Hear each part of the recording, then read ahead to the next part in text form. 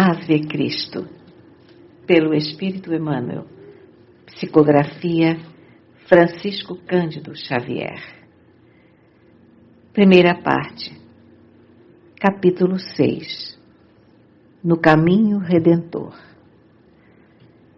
Dias amargos surgiram para a Igreja de Leão depois da morte de Silvano. Gratificada por Eustásio, que odiava o Evangelho, a viúva Mércia, mãe da criança, veio a público acusar o irmão Corvino, declarando-o feiticeiro e infanticida. Afirmou perante as autoridades que o menino fora vítima de sortilégios malditos, chegando à crueldade de acrescentar que Silvano, órfão, tinha sido fascinado por engodos do pregador. Extremamente humilhado, o amigo dos pobres foi conduzido a interrogatórios oficiais em que se comportou com admirável nobreza. Varro nada reclamou. Esclareceu que visitara a residência de Vetúrio com a melhor intenção e que, inadvertidamente, uma das crianças fora atacada por um cão bravio, solto não sabia como. Não podia, desse modo, culpar a ninguém. Não faltaram insultos por parte de romanos sarcásticos, que ele suportou com humildade e heroísmo. Contudo, quando a prisão dele se fazia iminente, Artêmio Cimbro, patrício de grande fortuna e de não menor generosidade, advogou-lhe a causa, empenhando privilégios e haveres por livrá-lo do cárcere. Mobilizando altos valores políticos junto ao legado protetor, conseguiu sustar a internação temporária, arquivando-se o processo para despachos ulteriores, mas o risonho lar dos meninos desapareceu. As crianças foram recolhidas à pressa em vários domicílios de irmãos que as receberam com amor. Considerado pelas autoridades indigno de orientar a infância, o companheiro dos sofredores sentiu despedaçar-se-lhe o coração, quando o último petis o abraçou, chorando, às despedidas. Quinto Varro, o padrão varonil do bom ânimo e o exemplo da fé viva, não obstante a fortaleza espiritual de que invariavelmente dera testemunho, cedeu à tortura que antecede o desalento.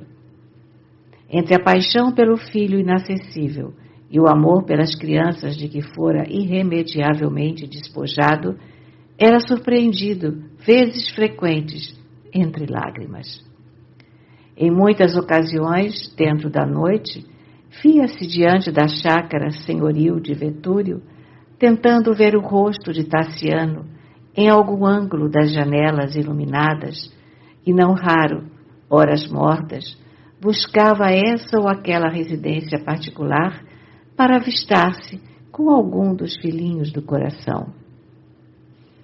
Estudava intensamente, tentando fugir aos próprios pensamentos, em longas vigílias que terminavam pela extrema fadiga. Mal se alimentava, empenhando-se em trabalhos sacrificiais pelos doentes, receando talvez mergulhar-se na amargura, da qual resvalaria fatalmente para o desânimo. Apesar das advertências dos superiores e dos amigos, perseverara na excessiva movimentação, até que caiu no leito, sob invencível cansaço. Febre alta devorava-o devagarinho, constrangendo-o a oscilar entre a vida e a morte.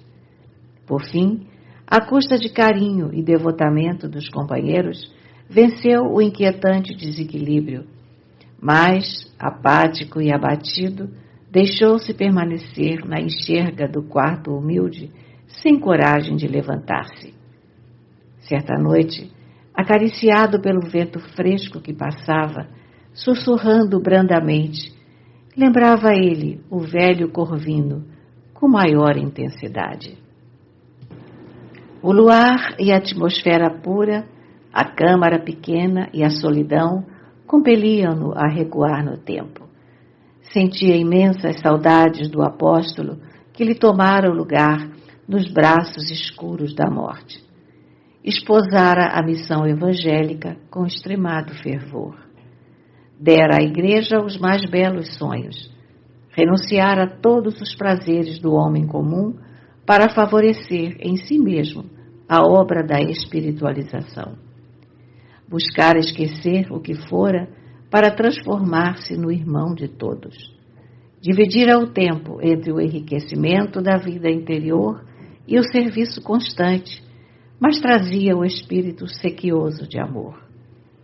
Seria crime o propósito de aproximar-se do Filho para consagrar-se a Ele? Seria reprovável o desejo de ser igualmente querido? Na condição de homem, procurara compreender a esposa e honrar-lhe no íntimo a escolha feita. Cíntia poderia transitar no caminho que lhe aprovesse. Era livre e, em razão disso, a mulher não lhe ocupava o pensamento. Contudo, a lembrança de Tassiano vergastava-lhe o coração. O anseio de ajudá-lo convertera-se-lhe na alma em ideia fixa. Realmente, vira-o agressivo e cruel. Jamais lhe olvidaria a revolta em ouvindo o nome de Jesus nos lábios tenros de Silvano.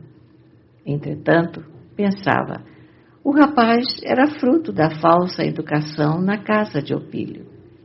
O homem que o condenara à morte física sentenciara-lhe o filhinho à morte moral.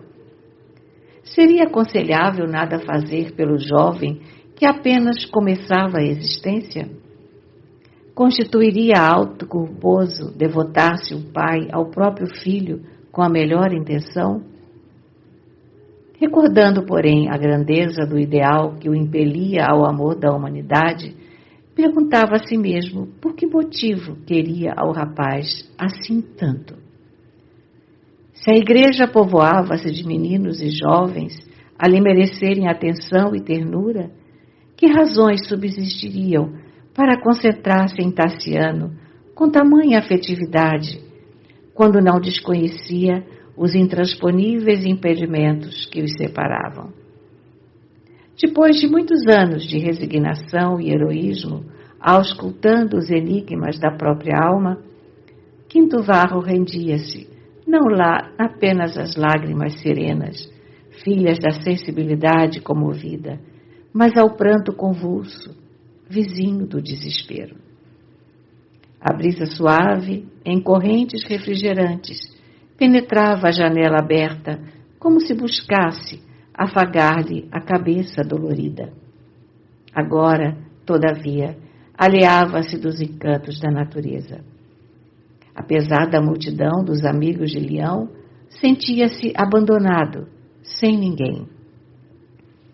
A presença do filho seria provavelmente a única força capaz de restituir-lhe a sensação de plenitude. De pensamento voltado para a memória de Corvino, recordava-lhe os minutos derradeiros. Falara-lhe o venerando amigo, em termos inesquecíveis, quanto à sobrevivência da alma. Alentara-o com a certeza da irrealidade da morte. Consolidara-lhe a confiança e investira-o na posse de imorredora fé. Ah, como necessitava naquele instante de uma palavra que o arrebatasse ao torvelinho de angústias. Ele, que ensinara a resistência moral, sentia-se agora frágil e enfermiço. Pensou no amigo morto, como a criança transviada suspira por reencontrar o regaço materno. Relegado a si mesmo, na solidão do quarto, soluçava com a cabeça dobrada sobre os joelhos, quando notou que leve mão lhe pousava nos ombros recurvos. Perplexo, ergueu os olhos, inchados de chorar, e, oh, surpresa maravilhosa! O ancião desencarnado regressara do túmulo e achava-se ali, diante dele, revestido de luz. Era o mesmo apóstolo de outro tempo, mas o corpo como que se fizera diáfano e mais jovem. Irradiações de safirina claridade fungiam-lhe na fronte e desciam como que em jorro sublime do coração. O presbítero quis gritar a felicidade que lhe invadia o espírito, prosternando-se à frente do mensageiro do céu, mas uma força incoercível emudecia-lhe a garganta e chumbava-o ao leito pobre. Com um sorriso inexprimível, traduzindo melancolia e saudade, amor e esperança, a entidade falou-lhe com carinho. Varro, meu filho, por que desanimas quando a luta apenas começa? Reergue-te para o trabalho, fomos chamados para servir. Divino é o amor das almas, laço eterno a ligar-nos uns aos outros para a imortalidade triunfante, mas que será desse dom celeste, se não soubermos renunciar? O coração incapaz de ceder a benefício da felicidade alheia é semente seca, que não produz. O emissário espiritual fez uma pausa ligeira, como a impor ordem à enunciação dos próprios pensamentos, e continuou. Tassiano é filho do Criador, quanto nós mesmos. Não reclames dele aquilo que ainda te não pode dar. Ninguém se faz amado através da exigência. Dá tudo. Aqueles que desejamos ajudar ou salvar nem sempre conseguem compreender de pronto o sentido de nossas palavras, mas podem ser inclinados ou arrastados à renovação por nossos atos e exemplos. Em muitas ocasiões na Terra, somos esquecidos e humilhados por aqueles a quem nos devotamos. Mas se soubermos perseverar na abnegação, acendemos no próprio Espírito o abençoado lume com que lhes clarearemos a estrada além do sepulcro. Tudo passa no mundo. Os gritos da mocidade menos construtiva transformam-se em música de meditação na velhice. Ampara teu filho, que é também nosso irmão na eternidade, mas não te proponhas escravizá-lo ao teu modo de ser. Monstruosa seria a árvore que se pusesse a devorar o próprio fruto. Condenável seria a fonte que tragasse as próprias águas. Os que amam sustentam a vida e nela transitam como heróis, mas os que desejam ser amados não passam muitas vezes de tiranos cruéis. Levanta-te, ainda não sorveste todo o cálice. Além disso, a igreja, casa de Jesus e nossa casa, espera por ti. Os que lhe batem à porta, consternados e desiludidos, são nossos familiares igualmente. Esses velhos abandonados que nos procuram tiveram também pais que os adoravam e filhos que lhes laceraram o coração. Esses doentes que apelam para a nossa capacidade de auxiliar conheceram de perto a meninice e a graça, a beleza e a juventude. Nossas dores, meu amigo, não são únicas. E o sofrimento é a forja purificadora, onde perdemos o peso das paixões inferiores a fim de nos alçarmos à vida mais alta. Quase sempre é na câmara escura da adversidade que percebemos os raios da inspiração divina, porque a saciedade terrestre costuma anestesiar-nos o espírito. O mensageiro fez breve silêncio, fitou-o com mais ternura e, em seguida, acentuou. Varro, procura teu filho com a lâmpada acesa do amor nos filhos alheios, e o Senhor abençoar-te-á, convertendo-te a amargura em paz do coração. Ergue-te e aguarda de pé a luta dentro da qual reeducarás aqueles que mais amas. O presbítero, num misto de dor e de alegria, de emotividade e de angústia, refletiu sobre a exaustão que o torturava, mas o enviado espiritual, anotando-lhe os mais íntimos pensamentos, aconselhou: não te rendas ao sopro frio do infortúnio, nem creias no poder do cansaço. Que seria de nós se Jesus, entediado de nossos erros, se entregasse à fadiga inútil? Ainda que o corpo se recolha às transformações da morte, mantém-te firme na fé e no otimismo. O túmulo é a penetração na luz de novo dia para quantos lhes atravessam a noite com a visão da esperança e do trabalho. O religioso considerou intimamente quão proveitosa lhe seria qualquer informação alusiva ao futuro. Poderia acaso esperar alguma aproximação com Tassiano? Conseguiria reconstituir a escola que perdera? Bastou que semelhantes indagações lhe assomassem ao cérebro para que a entidade lhe dissesse bondosamente: filho, não aguardes por agora, senão renúncia e sacrifício. Jesus até hoje não foi compreendido, mesmo por muitos que se dizem seus seguidores. Auxilia, perdoa e espera. As vitórias supremas do Espírito brilham além da carne. Nesse instante, o apóstolo desencarnado inclinou-se e apertou-o nos braços afetuosos. Quinto Varro adivinhou-lhe a despedida.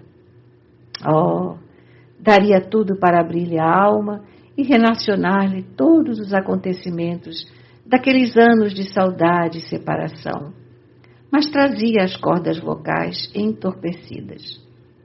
Corvino osculou-lhe os cabelos na atitude de um pai que se despede de um filhinho antes de adormecer, e recuando até a saída, dirigiu-lhe comovedor adeus.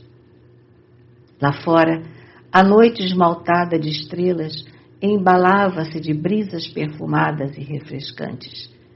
Aquietou-se o doente no leito com uma sensação de paz somente compreensível por aqueles que vencem em si mesmos os grandes combates do coração. A breve tempo, como se houvera sorvido brando entorpecente, dormiu tranquilo. No dia imediato, acordou registrando singular revigoramento. Com o espanto geral, dirigiu-se aos ofícios religiosos da manhã para o culto da alegria e do reconhecimento. Mal terminara as preces habituais, notou, não longe do átrio, desusado movimento do povo. Gritaria ensurdecedora vagueava no ar. Ante a silenciosa indagação que esboçava no rosto, alguém esclareceu que alguns bailarinos mascarados se achavam em função na via pública, anunciando o espetáculo de gala que se realizaria no anfiteatro, em homenagem à união matrimonial do moço Tassiano com a jovem patrícia Helena Vetúrio.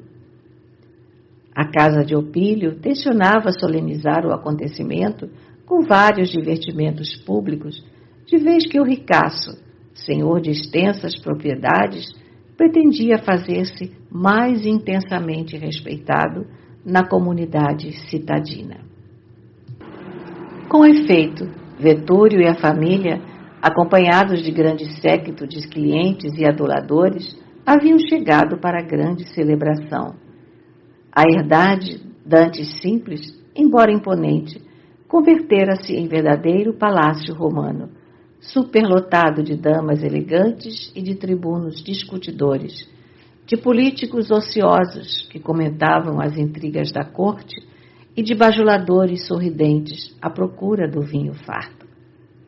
Escravos inúmeros iam e vinham à pressa. Movimentavam-se liteiras e carros de variadas procedências. Helena não cabia em si de júbilo entre o carinho do noivo e a admiração de quantos lhe cortejavam a beleza. Extremamente adestrada na vida social, fazia prodígios para agradar a aristocracia gaulesa, derramando-se em atenções por toda parte. Cíntia, porém, viera transformada. Intencionalmente, fugia de todas as festividades que lhe agitavam o lar. Ausente das conversações e dos saraus, era dada por enferma na palavra de Vetúrio e de Tassiano, ante as interrogações das visitas. Mas um homem antigo, velho associado de Opílio, desde a mocidade, asseverava entre os íntimos que a senhora se fizera cristã. Esse homem era o mesmo Flávio Súbrio, o velho soldado coxo, renovado também nas concepções da vida. Súbrio recebera em Roma inestimáveis benefícios da coletividade evangélica e alterara os princípios que lhe norteavam o destino. Do ateísmo e do sarcasmo passara a crença e a meditação. Não era um adepto do Cristo, na verdadeira acepção da palavra, entretanto fazia leituras edificantes, respeitava a memória de Jesus, dava esmolas e evitava o crime, que em outro tempo constituía para ele trivialidade sem importância. Por algumas vezes comparecera às pregações das catacumbas e modificara-se. Conseguira reter na consciência a bênção do remorso e reconsiderara o caminho percorrido. Todavia, de todos os dramas escuros que lhe povoavam o espírito, o assassínio de Corvino era talvez o que mais lhe dilacerava o coração. Em muitas ocasiões, perguntara, sem resposta a si mesmo, que teria sido feito de Quinto Varro. Onde teria desembarcado? Conseguira sobreviver? Nunca mais obtivera dele a menor notícia. Jamais esquecera a expressão de calma dos olhos de Corvino quando lhe apunhalara o tórax envelhecido. Supôs que o apóstolo gritasse revoltado. Entretanto, em se descobrindo angustiado, o ancião levou a destra ao peito opresso, sem o mais leve gemido de reação. Aliás, ao sair, notou que ele orava. Aquele quadro nunca mais se lhe apagou da memória. Perseguia-o em todos os lugares. Se procurava mergulhar-se em taças fascinantes, ou se buscava outros ares e companhias, com o intuito de fugir de si mesmo, lá se achava, no fundo da mente, a figura indelével do velho pregador, retribuindo-lhe a punhalada com a oração. Atormentado pela própria consciência, não tolerara o suplício que infligira a si mesmo e enlouquecera. Nas provações da demência, fora socorrido por um grupo de cristãos cujas preces lhe haviam balsamizado o espírito sofredor. Desde então, modificara o modo de ser, não obstante conservar encerrados consigo os seus inquietantes segredos, confiando-se aos braços renovadores do tempo. Quando Opílio o convidou a transferir-se para Gália, não hesitou. Sabia que o missionário morto pertencera à coletividade leonesa e propunha-se algo fazer pela organização que ele tanto amara. Conhecia as hostilidades de Vetúlio contra o Evangelho. No entanto, não lhe faltariam recursos para ajudar, anônimo, a família espiritual que o irmão Corvino legara aos companheiros.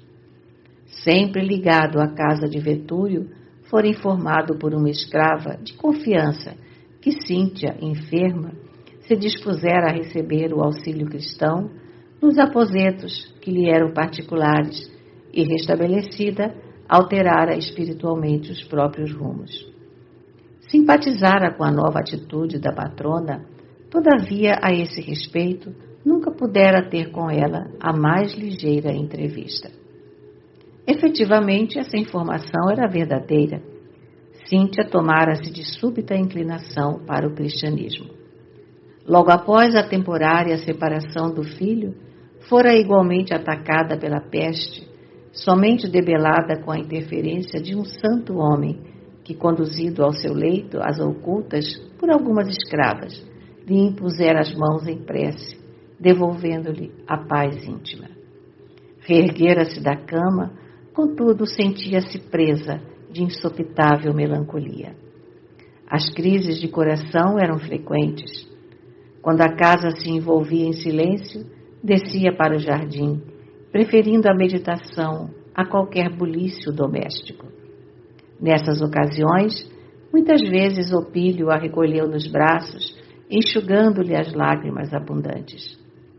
Estabeleceu com ela discussões que gradativamente se fizeram amargas e rudes e, por fim, considerou prudente afastar-se de Roma por tempo indeterminado, esperando que a palavra de Tassiano a dissuadisse. Em Leão, o padrasto entendeu-se com o rapaz, que, orgulhoso e inflexível, lhe escutou as confidências de semblante espantado e sombrio. O moço aguardou uma oportunidade favorável ao tipo de conversação que desejava, e na véspera do casamento, valendo-se de ensejo adequado, alegou a necessidade de apresentar à mãezinha alguns novos trabalhos que vinha movimentando, e retiraram-se ambos para vinhedo próximo. Ante o sol que se afigurava um braseiro perdido no poente afogueado, o jovem recordava pelo caminho que aquele era o seu último dia de mocidade sem compromisso. Na manhã imediata marcharia ao encontro de novo destino. Sob ramalhudo e anoso carvalho, que parecia interessado em proteger a plantação nascente, tomou as mãos maternas e comentou os receios que lhe feriam a alma. Porventura teria ela esquecido os votos sagrados do coração? Soubera pelo pai adotivo que vivia agora dominada pelos sortilégios nazarenos. Seria isso verdade? Não podia conformar-se com a ideia de que houvesse alterado a direção da fé. Sabia-a forte, como sempre consagrada aos nomes domésticos, sem qualquer traição aos antepassados, e nela confiaria até o fim. A genitora registrou-lhe as palavras de olhos velados pela névoa do pranto, que não chegava a cair, e como se guardasse na alma a sombra do crepúsculo que começava a vestir a paisagem, respondeu com amargura: Meu filho, amanhã terei cumprido integralmente a minha tarefa de mãe. O teu casamento assinala o fim de minhas responsabilidades nesse sentido. Podemos, pois, conversar, de coração para coração, como dois velhos amigos. De alguns anos para cá, sinto muita sede de renovação espiritual. Mas por que renovação, se o carinho dos deuses jaz sobre a nossa casa? Atalhou o rapaz, agastado e apreensivo. Acaso nos falta qualquer coisa? Não vivemos uns para os outros na doce confiança recíproca que os protetores celestes nos conferiram? A fartura de bens materiais nem sempre traz felicidade ao coração, observou a matrona sorrindo, triste. A riqueza de Vetúrio pode não ser a minha riqueza. Pousou no filho os olhos molhados e calmos que o sofrimento íntimo enobrecera e continuou, depois de longa pausa. Nossa personalidade, enquanto somos jovens, é semelhante à pedra preciosa por lapidar. Mas o tempo, dia a dia, nos desgasta e transforma até que um novo entendimento da vida nos faça brilhar o coração. Sinto-me em nova fase. És hoje um homem e podes entender. Há muito tempo observo a decadência que nos rodeia. Decadência dos que governam, a expressar-se em desmandos de toda sorte, e decadência nos governados, que fazem da existência uma caça ao prazer. Noutra época tive também os olhos vendados. Por mais falasse teu pai, avisadamente, buscando acordar-me, mais surdos se me faziam os ouvidos. Hoje, porém, as palavras dele ressoam em minha consciência com mais nitidez. Achamo-nos atacados no lodo de vícios e misérias morais. Só uma intervenção espiritual, diversa daquela em que até hoje temos acreditado, pode solevar o mundo. Mas meu pai, explicou Tassiano, visivelmente contrafeito, era um filósofo que não se afastou de nossas tradições. A documentação que nos deixou atesta-lhe a cultura. Além do mais, foi assassinado quando cumpria nobre dever no combate à praga cristã. A senhora estampou indisfarçáveis sinais de amargura na fisionomia serena e replicou: Enganas-te, meu filho. Cresceste ao lado de Vetúrio, sob a névoa espessa que nos esconde o passado. Devo, porém, asseverar-te agora que Varro era seguidor de Jesus. Tomando conhecimento da inesperada revelação, o rapaz transtornou-se. Estranho rubor subiu-lhe a face, entumeceram-se-lhe as veias do rosto, crisparam-se-lhe os lábios e animalizou-se-lhe a expressão. Amedrontada, Cíntia emudeceu. Qual acontecera no dia da morte de Silvano, o jovem patrício colocou-se fora de si. Não podia insubordinar-se naquela hora. Contudo, bradou em desabafo. Sempre defrontado por esse Cristo que não procuro, pela glória de Júpiter, nunca cederei, nunca cederei. A genitora recuou, possuída de forte espanto, jamais lhe percebera tamanho desequilíbrio. Tassiano apresentava a máscara indefinível do sofrimento e do ódio, qual se estivesse de chofre à frente do seu mais terrível adversário. Contemplou Cíntia, trêmula, e, esforçando-se em vão por acalmar-se, enunciou com um ar de desalento. Mãe, Opílio tem razão. A senhora está mesmo demente. A peste enlouqueceu-a. E depois de alguns instantes de silêncio, em que apenas se lhe ouvia a respiração ofegante, acrescentou melancólico. Amanhã desposarei Helena com um dardo envenenado a pungir-me o peito. Logo após, enlaçou-a nervoso, com a preocupação de quem conduz um doente grave, e sem qualquer palavra, deixou-a aflita e desapontada em ataviada câmara de repouso.